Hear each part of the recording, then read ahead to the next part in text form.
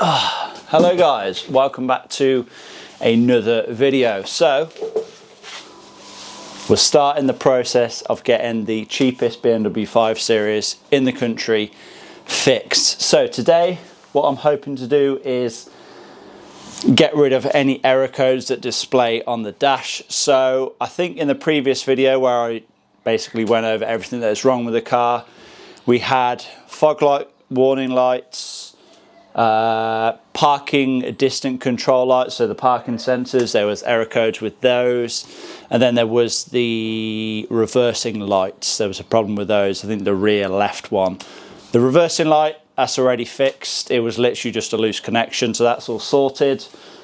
The front fog lights, that is because they are LEDs and they are not CAN bus bulbs, so I'm just going to put them back to the regular factory bulbs. I already have them with me right now.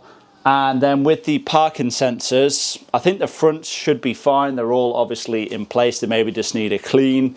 But then with the rear, we have two missing currently, and I'm not sure if they have fallen into the bumper itself or if they have fallen off the car and we maybe need to buy some more. I guess we will find out. But I think first thing is first, we will get the front bumper removed. So before we get started, I thought I would give you a little update with regards to the body panels that I plan on swapping out. First one is the passenger side skirt. As you can see, it is now all in place. Not the new one, of course, the old one. It is damaged, but it is sitting nice and flush. I did have to remove it and slightly bend it back into shape, but yeah, this is all gone through the paint, so I think it will just be a lot easier just to replace the entire side skirt. But trying to find one of these that is local to me is proving a bit of a nightmare, so yeah, I'm gonna have to keep on the lookout for one of those still. And then the same for the tailgate as well. As you guys know, it's all rusted underneath. It's obviously gone through the paint, and it's gone through the paint there as well, and there is a big scuff on there which has gone through the paint. So yeah, want to replace the tailgate. I don't want to bother with repairing it. It's just going to be way too much hassle, way too much of a headache, and it's going to cost more ultimately. So yeah, still on the lookout for a space grey tailgate as well, ideally with a spoiler attached, so I don't have to transfer this one over to the new one. But yeah, let's go ahead and get the front bumper removed. So then, this is not going to be a step-by-step tutorial on how to remove the bumper. I already have a full video showing you every bolt to remove to get this thing off, but yeah, I am pretty short on time, so I'm really just gonna get cracking and proceed on getting this thing removed. If I can remember how to do it. I think I do.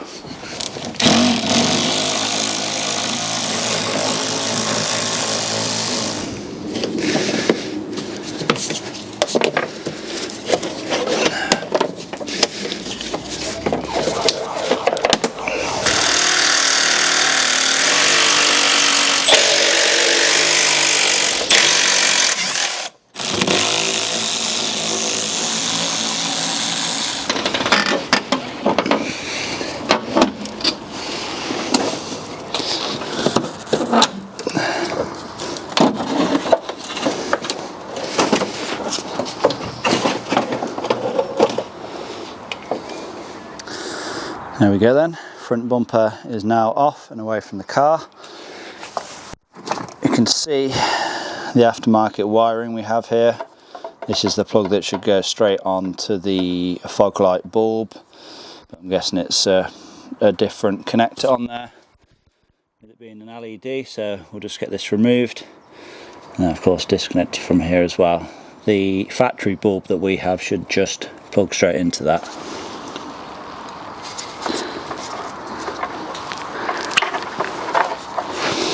To disconnect the wiring loom for the parking sensors as well.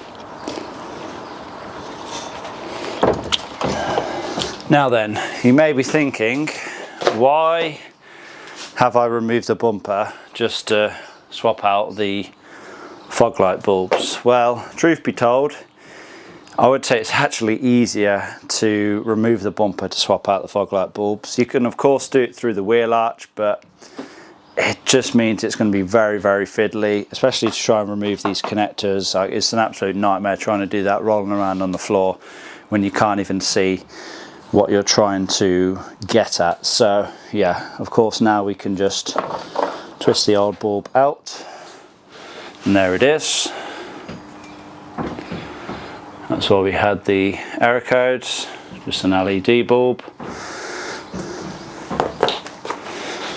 We get the factory style one,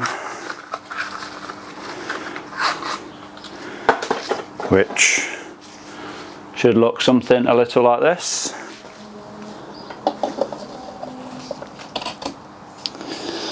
Is that installed? Just do the same on the other side.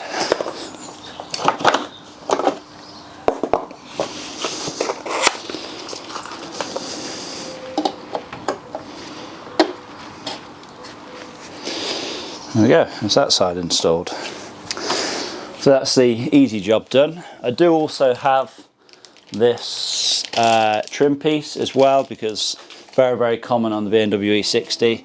This screw likes to fall out, so we will install that. Of course, we can do that when the bumper's back on. But the main reason that I wanted to get this bumper off the car was to try and repair some damage. Not repair it, so to speak, more just bend this bottom piece back into place, because I noticed it was kind of bending down. So what I'm thinking is, if I can get the heat gun on that, should be able to bend that down, because it always catches over speed bumps now. So yeah, if I apply a bit of heat to this, hopefully it should do the trick.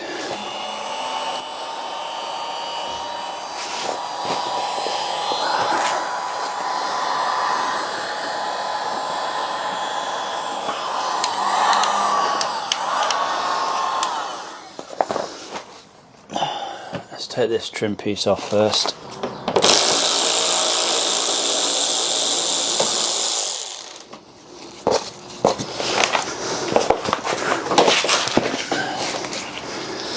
So we want, when it's something like this.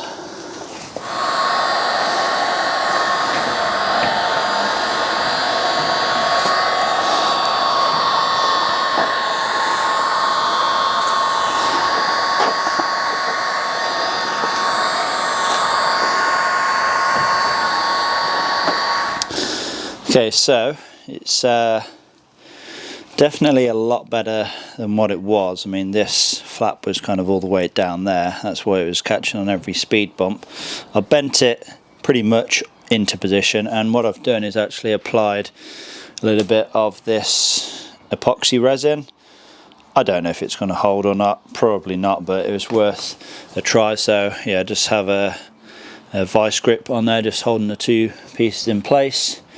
I'm just going to leave that go off for, I don't know, 10 or 15 minutes or so. But while I wait for that, I may as well get started on the rear bumper and get that removed. And likewise for the rear bumper, I'm not going to show you exactly how to remove it. I already have a step-by-step video on how to remove one of these.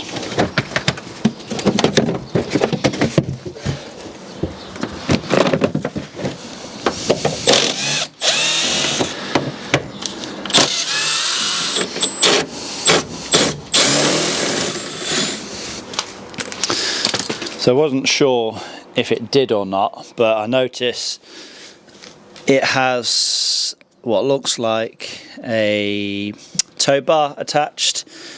I guess the hook is not with the car, but I can see we have all the electrical gubbins for a tailgate, so I'll more than likely just remove all that once I have the bumper off.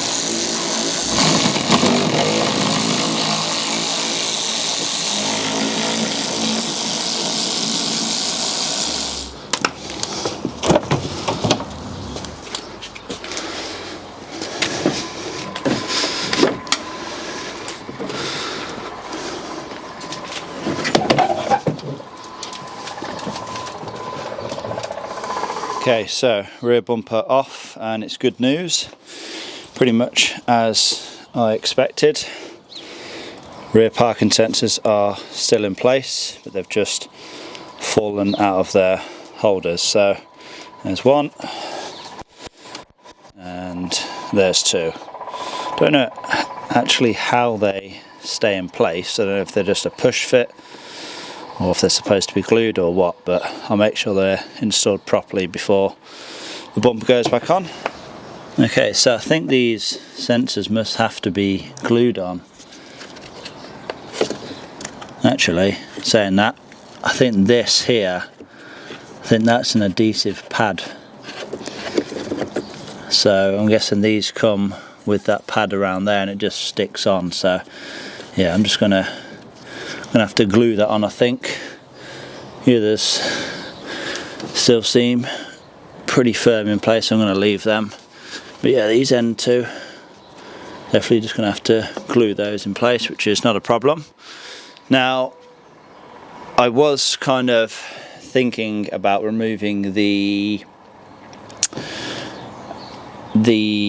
tow bar, but as I found out on my previous BMW E60, this style tow bar basically replaces the rear crash bar.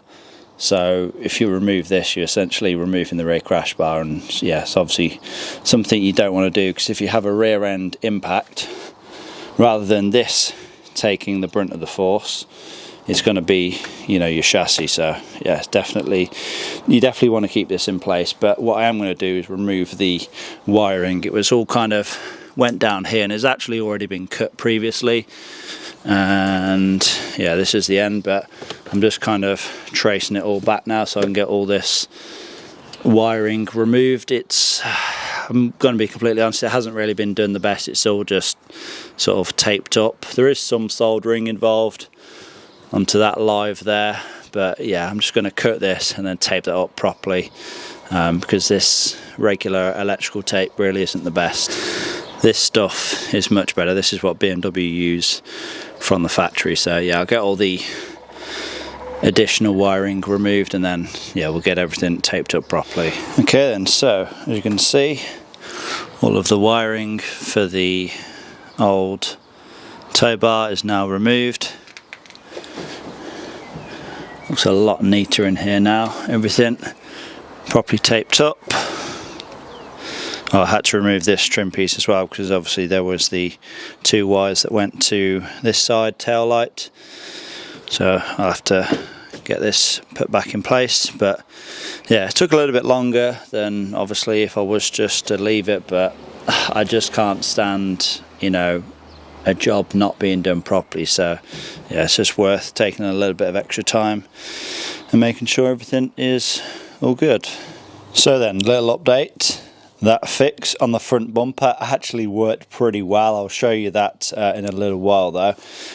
Update on the rear bumper. I have glued the parking sensor. It's not the actual parking sensor itself, it's the little surround that it sits in. Glued both of those in. Not going anywhere, just use some of this contact adhesive, and I've actually left it overnight as well, so it's been setting for a good 24 hours or so. And yeah, I've also removed the lower valance part. It wasn't sitting right before, it kind of had popped out, but I think it was just dirt actually. So as you can see over that side, there's like loads of dirt in there, and I think that's probably why it wasn't sitting flush. So what I'm going to do is give the entire bumper, at least on the inside, a good clean. I'll do the same with the front as well, and because I'm a little bit OCD, I'll probably give like the underside of the, well, where the bumper sits on basically, so the front end of the car, give that a good clean, give the intercooler and the radiator a bit of a clean, and I'll also do the same at the rear as well, just to get rid of any dirt. And because again, like I said, I'm a bit OCD, I'll give all the interior a bit of a clean while we have it all out.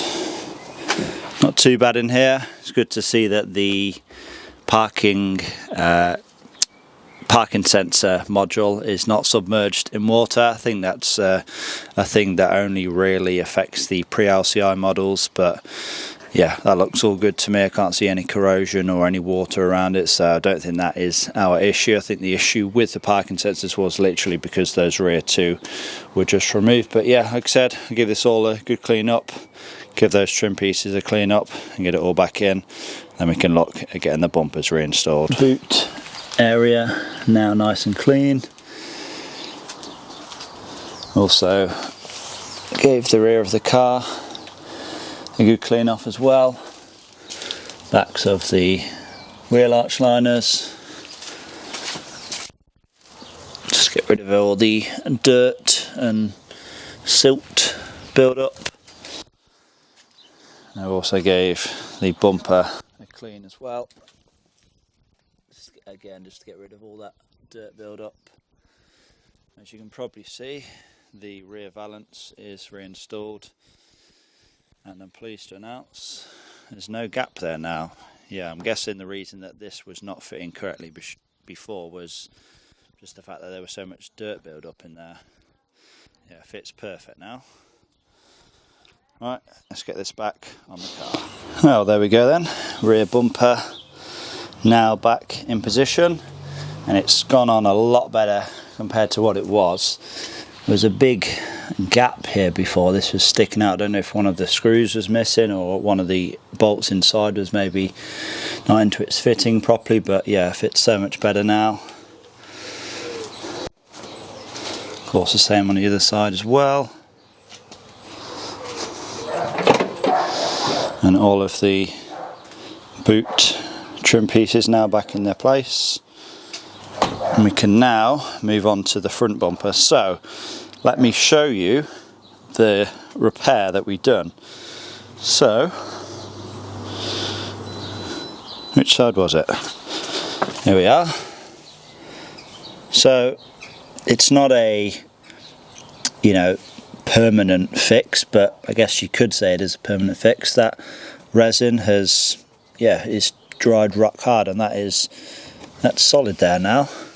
I mean, it's the bottom of the bumper, you're not going to see it anyway, and it just means that this part doesn't hang down anymore.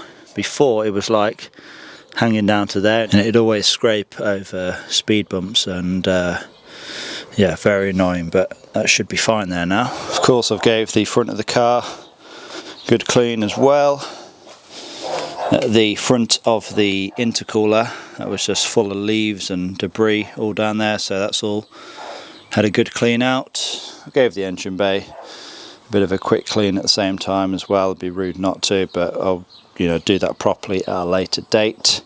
But yeah, front bumper ready to go back on, and just like that, front bumper is now on. All the gaps looking good. You probably noticed that the kidney grills are missing. Now, why is that, you're probably wondering? Am I swapping them out? No, I'm not planning on swapping them out. They're just down there on the floor. The reason that I have them removed is because I've tested the parking sensors, and I still have an issue with either that one or that one, but I'm determined that it's not actually a faulty sensor. I just think it's some dirt or some water in one of the sensors. So yeah, for the time being, I'm just going to leave the grills out just so I can access the sensors if I do need to swap either one of them out. But I'm hoping that they'll just dry out over time. I have already sprayed some WD-40 into both of them, but yeah, it hasn't worked just yet. But yeah, I'm hoping that they dry out and they essentially fix themselves. Probably wondering what the fog lights are saying now as well after swapping them out. Just put them on.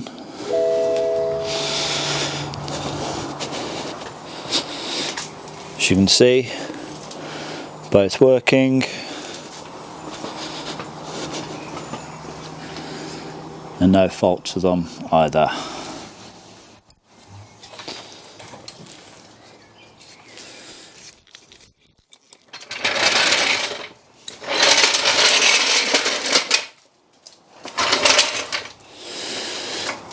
And with the car now back on the ground, that's us pretty much done.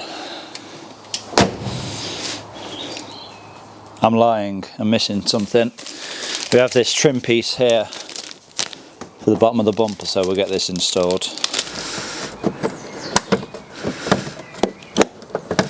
Here we are, sorted.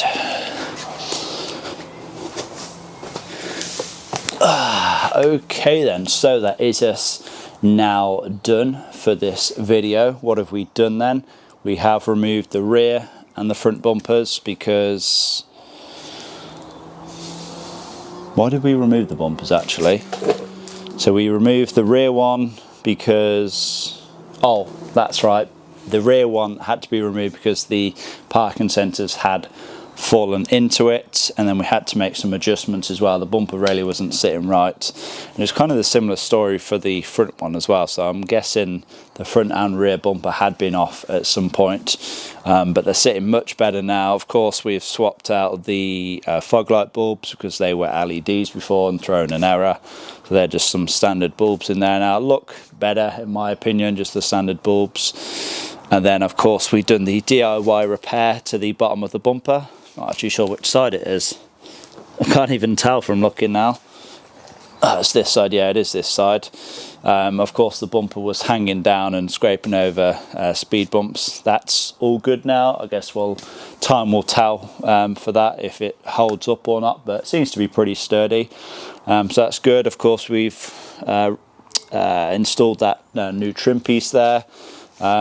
Pretty annoying about the parking sensors, but like I said, I'm hoping you know, a bit of time and things will dry out, and that'll all be good. I'll obviously fix it if not. We have already taken off the side skirt, as I mentioned at the start of the video. We're just waiting for a replacement for that. The same with the tailgate as well. I need to try and find replacements first. It seems to be pretty difficult trying to find one that's relatively local, the same colour, and is in good condition. I don't know why people are selling parts that are in, you know, just the same condition as mine are in. It just doesn't make sense to me. But hey ho, I'm sure we'll get some at you know, at some stage. So yeah, still a lot of work to do on this car. Let me know what you think of this different style of videos, you know, where I've tried to cram a lot of different jobs into, you know, into one episode, rather than, you know, going more in depth but only doing maybe, you know, 1 or 2 tasks. Yeah, different style of video, but I want to try and get this car done in maybe 4 or 5 episodes. I really want to try and progress as fast as possible with this trading up series, so I can really, you know, start progressing into some bigger and better cars. I do have a bunch of parts over there waiting to go onto this car, so they will come in the next video. I need to attend to the rear brakes and a couple of other mechanical jobs as well, so do stay tuned for that. I want to thank you all for watching. Please give this one a like, leave a comment down below, subscribe if you have not already done so, and I will see you all in that next one.